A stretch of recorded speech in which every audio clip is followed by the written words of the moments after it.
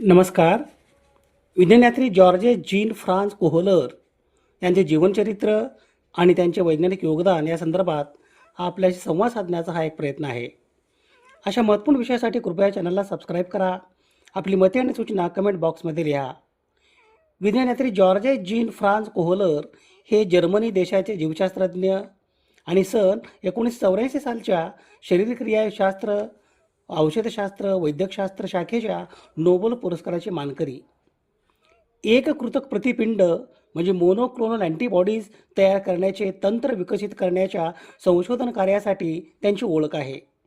या संशोधन कार्याच्या सन्मानार्थ सन 1984 सालचा शरीरक्रियाशास्त्र किंवा औषधशास्त्र, वैद्यकशास्त्र शाखेचा नोबेल पुरस्कार त्यांना सेजार मिलस्टाईन आणि नील का जेर्न यांच्यासोबत देऊन गौरवण्यात आले. जॉर्जे जीन फ्रान्स कोहलर यांचा जन्म दिनांक 17 एप्रिल 1946 रोजी जर्मनी देशातील म्युनिच या शहरात झाला. त्यांचे शालेय शिक्षण स्थानिक शाळेत पूर्ण झाले. त्यांचे पदवी, पदव्युत्तर आणि संशोधन पदवी शिक्षण फ्रायबर्ग विद्यापीठ येथे पूर्ण झाले. सन 1974 मध्ये ते बाझेल इन्स्टिट्यूट ऑफ इम्युनॉलॉजी येथे संशोधन सहाय्यक पदावर रुजू झाले. सन 1980 पासून ते max plank institute of immunology या संस्थेचे संचालक पदावर कार्यरत होते. जॉर्जे जीन फ्रान्स कोहलर यांनी जैवतंत्रज्ञान या शाखेच्या एका महत्त्वाच्या तंत्रज्ञानाचे सहसंशोधक होते. त्यांनी रोगप्रतिकार प्रणालीला निवडलेल्या प्रतिजेन किंवा अँटीजेन याच्या विरुद्ध शुद्ध प्रतिपिंड अँटीबॉडीज तयार करण्यास्तव जैवतंत्रज्ञान पद्धत शोधून काढली. जॉर्जे जीन फ्रान्स कोहलर यांच्या या जैवतंत्रज्ञान पद्धतीला शुद्ध प्रथिन एककृती प्रतिपिंड प्युअर प्रोटीन मोनोक्लोनल अँटीबॉडीज पद्धत असे म्हणतात. एक कृतक प्रतिपिंड मोनोक्लोनल अँटीबॉडीज यांचा जेव्हा शोध लागला त्या काळात जॉर्जे जीन फ्रान्स कोहलर हे तरुण वयातील PhD नंतरचे काम करणारे संशोधक होते. त्यांचे संशोधक मार्गदर्शक मिलस्टाईन यांच्यासोबत जॉर्जेस जीन फ्रान्स कोहलर हे इंग्लंडच्या केम्ब्रिज येथील रेणवीय प्रयोगशाळेत संशोधन कार्य करीत होते. ब्रिटिश सरकारच्या या रेणवीय प्रयोगशाळेसाठी महत्त्वपूर्ण मदत आणि पाठिंबा होता. मोनोक्लोनल अँटीबॉडीज हे एका अनोख्या पांढऱ्या रक्तपेशीच्या क्लोनिंग करून तयार केलेल्या सेल वंशातून केलेले प्रतिपिंड आहेत. त्यानंतरच्या सर्व अँटीबॉडीज अशा प्रकारे व्युत्पन्न होतात. ते एका अद्वितीय मूळ पेशीकडे परत येतात. मोनोक्लोनल अँटीबॉडीजमध्ये मोनोव्हॅलंट आत्मीयता असू शकते. ती फक्त त्याच एपिटोपशी बांधली जाते. अँटीबॉडीद्वारे ओळखले जाणारे प्रतिजनाचा भाग म्हणजे अँटीटोप होय. याउलट पॉलिक्लोनल अँटीबॉडीज अनेक एपिटोपशी बांधले जातात आणि सामान्यतः वेगवेगळ्या अँटीबॉडीज स्त्रावित प्लाझ्मा सेल वंशाद्वारे बनवले जातात. एका मोनोक्लोनल अँटीबॉडीचे उपचारात्मक लक्ष 2 एपिटॉप्सपर्यंत वाढवून विशिष्ट मोनोक्लोनल अँटीबॉडीज देखील तयार केली जाऊ शकतात. जॉर्जे जीन फ्रान्स कोहलर यांनी बाझेल इन्स्टिट्यूट ऑफ इम्युनॉलॉजी आणि नंतर max plank institute of immunology या संस्थेचे रोगप्रतिकार प्रणालीतील विविधतेचा अभ्यास केला. शरीराबाहेरील परक्या प्रथिनाविरुद्ध उंदीर यासारख्या प्राण्यामध्ये हजारो प्रतिपिंड अँटीबॉडीज तयार करू शकतो हे त्यांनी प्रयोगाद्वारे दाखवून दिले. मिलस्टाईन यांचे व्याख्यान ऐकल्यानंतर आणि त्यांच्या सोबत चर्चा केल्यानंतर जॉर्ज जीन फ्रान्स कोहलर यांनी एकाच प्रकारची शुद्ध प्रतिपिंडे अँटीबॉडीज तयार करणाऱ्या पेशींच्या निर्मितीसंदर्भात कल्पना मांडली. त्यांच्या विचारप्रणालीनुसार उंदीर या प्रायोगिक प्राण्याला प्राथमिक शक्तिशाली प्रतिजेन अँटीजेन द्यायचे व त्याच्या प्लीहेतून लिम्फोसाइट्स या पांढऱ्या पेशी बाहेर काढायचे. या पांढऱ्या पेशीनंतर मायलोमा या प्रकारच्या रोगाच्या पेशीपाशी संकरित करायचे. त्यातून अपेक्षित प्रतिजेन अँटीजेन विरुद्ध प्रतिपिंड अँटीबॉडी तयार करणाऱ्या योग्य लिम्फोसाइट्स निवडल्या गेल्या तर ती संकरित पेशी प्रयोगनळीत आणि अनंत काळापर्यंत जिवंत राहील व त्यांच्यापासून तयार होणाऱ्या पेशी पण तशीच शुद्ध प्रतिपिंडे किंवा अँटीबॉडीज बनवू शकतील. या नियोजनाप्रमाणे Georges Jean Franz Kohler, Cesar Milstein आणि नील के जेर्न यांनी उंदीर या प्राण्यावर प्रयोग केले. पुढे त्यांच्या प्रयोगातील शुद्ध प्रतिपिंडे अँटीबॉडीज देणाऱ्या पहिल्या पिढीतील संकरित पेशी तयार झाल्या. अशा रीतीने इच्छित प्रतिजन विरुद्ध शुद्ध प्रतिपिंडे तयार करण्याची सामान्य पण शक्तिशाली पद्धत जॉर्ज जीन फ्रान्स कोहलर यांच्या संशोधन गट यांनी तयार केली. ही शुद्ध प्रतिपिंडे अँटीबॉडीज त्यांच्या विशिष्ट गुणधर्मामुळे रोगचिकित्सा आणि रोगांच्या उपचाराकरिता खूपच उपयुक्त आणि परिणामकारक ठरली. एक कृतक प्रतिपिंड मोनोक्लोनल अँटीबॉडीज तयार करण्याच्या पद्धतीला हायब्रिडोमा तंत्र असेही म्हणतात. पुढे कोहलर यांनी हायब्रिडोमा तंत्रज्ञान चांगले विकसित केले. एक कृतक प्रतिपिंड मोनोक्लोनल अँटीबॉडीज तंत्रज्ञान या संशोधन कार्याच्या सन्मानार्थ सन 1984 सालचा शरीरक्रियाशास्त्र, औषधशास्त्र, वैद्यकशास्त्र शाखेचा नोबेल पुरस्कार George Jean Franz Kohler, Cesar Milstein आणि नील के जियर्न यांना देऊन गौरवण्यात आले. मोनोक्लोनल अँटीबॉडीज हे एक सामान्य किंवा अनोख्या पांढऱ्या रक्तपेशीच्या क्लोनिंग करून तयार केलेले सेल वंशातून मिळवलेले प्रतिपिंड आहेत. त्यानंतरच्या सर्व अँटीबॉडीज अशा प्रकारे व्युत्पन्न होतात ते एका अद्वितीय मूळ पेशीकडे परत येतात. मोनोक्लोनल अँटीबॉडीजमध्ये मोनो हँड अस्मिता असू शकते, ती फक्त त्याच एपिटोपशी बांधली जाते. एपिटोप म्हणजे अँटीबॉडीद्वारे ओळखले जाणारे प्रतिजनाचा एक भाग.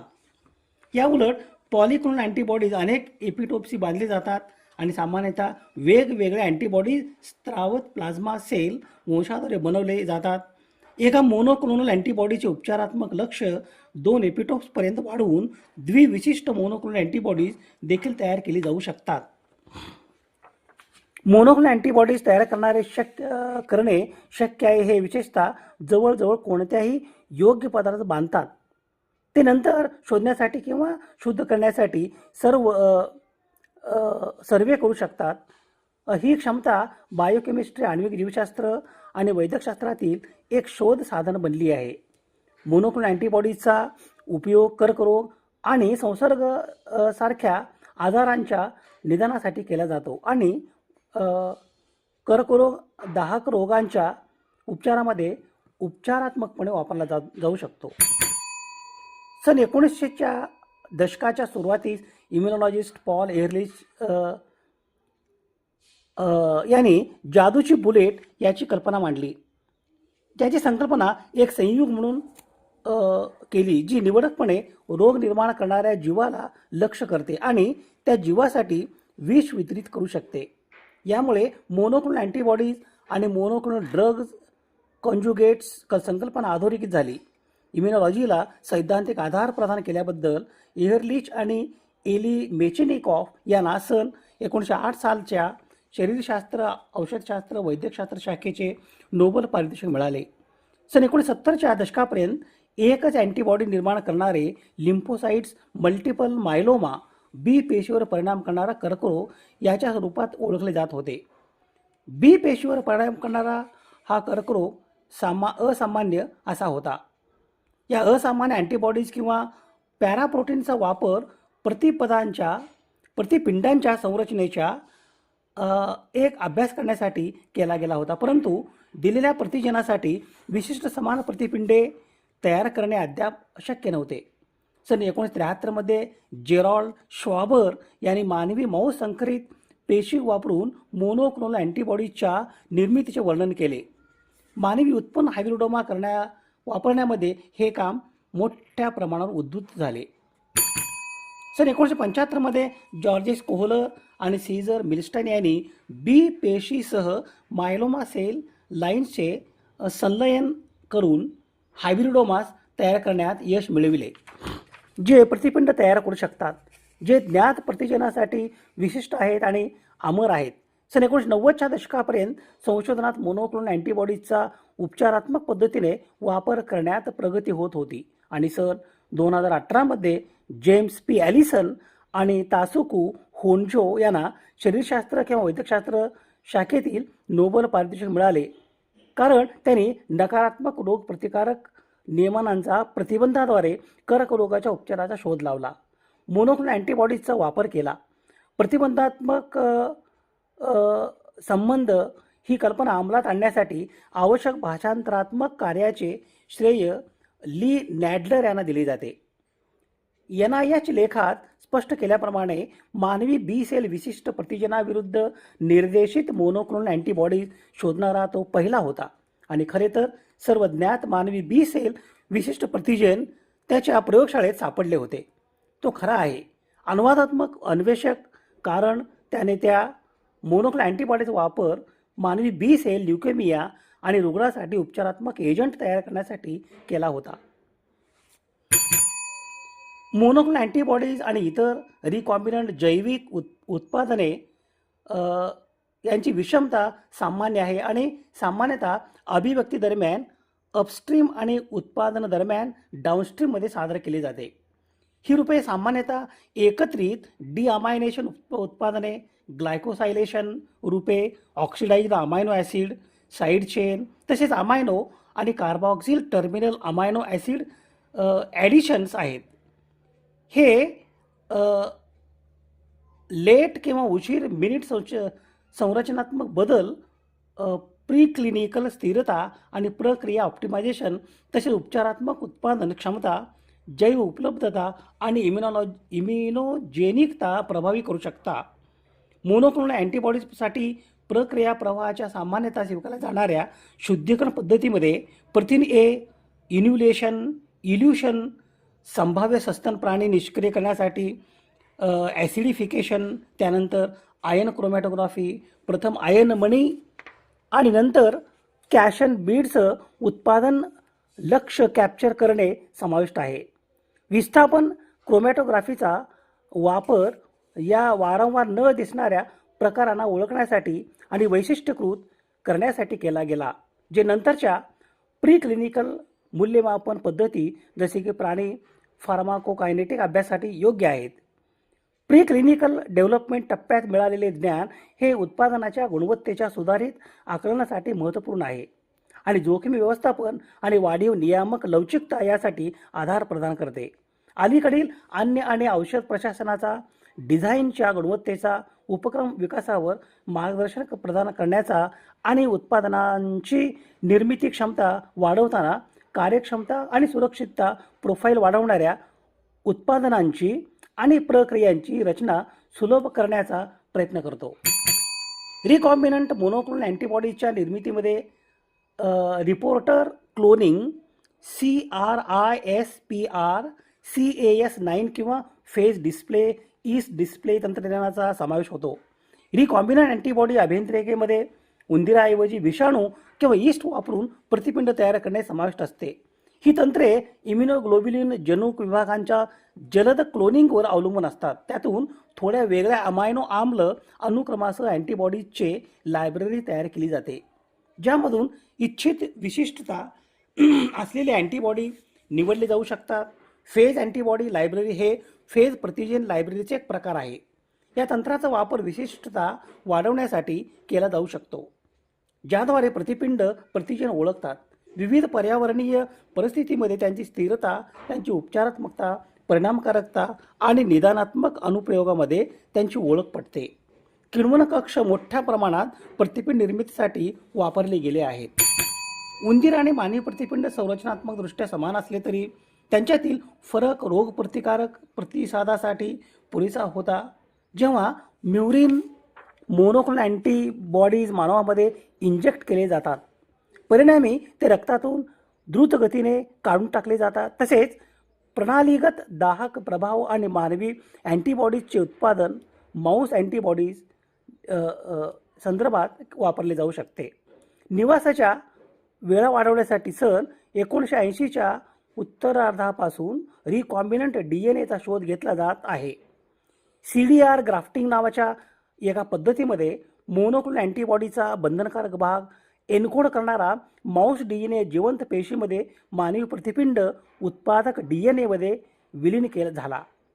सेल कल्चरद्वारे या कायमेरिक पद्धतीचा किंवा मानवीकृत DNAच्या अभिव्यक्तीमुळे माऊस अंश मानव प्रतिपिंड उत्पन्न झाले. जॉर्जेस जीन फ्रान्स कोहलर हे जर्मनी देशाचे जीवशास्त्रज्ञ आणि सन 1984 सालच्या शरीरक्रिया विज्ञान, औषधशास्त्र, वैद्यकशास्त्र शाखेच्या नोबेल पुरस्काराचे मानकरी. त्यांचा जन्म दिनांक 17 एप्रिल 1946 रोजी म्युनिच जर्मनी येथे झाला. त्यांनी जर्मनीतील फ्रायबर्ग विद्यापीठातून जीवशास्त्र विषयात डॉक्टरेट पदवी मिळवली. सन 1975 मध्ये केम्ब्रिज येथील प्रयोगशाळेत काम करत असताना त्यांनी आणि सेजार मिल्स्टाईन यांनी हायब्रिडोमा तंत्रज्ञानाचा शोध लावला.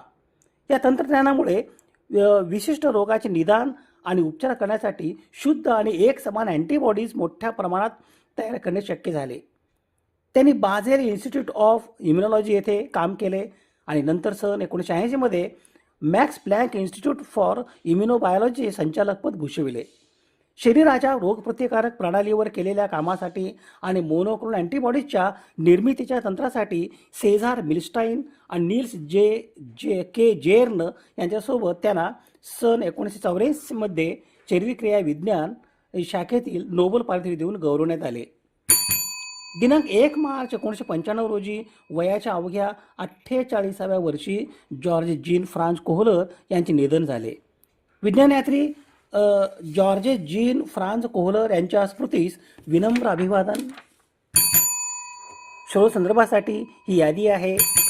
समाजहिताच्या एखाद्या वैज्ञानिक विषयासंदर्भात प्रबोधन करणे, जागतिक समस्यांचे निराकरण करण्यासाठी सामाजिक इच्छा आणि संसाधने एकत्रित करणे आणि मानवतेच्या यशाचा उत्सव बळकट करणे यासाठी सुवर्ण संधी म्हणजे सामाजिक आणि वैज्ञानिक सण आणि उत्सव. अशा महत्त्वपूर्ण विषयासाठी कृपया चॅनलला सबस्क्राईब करा. आपली मते आणि सूचना कमेंट बॉक्समध्ये लिहा. विज्ञाननिष्ठा ही जीवननिष्ठा.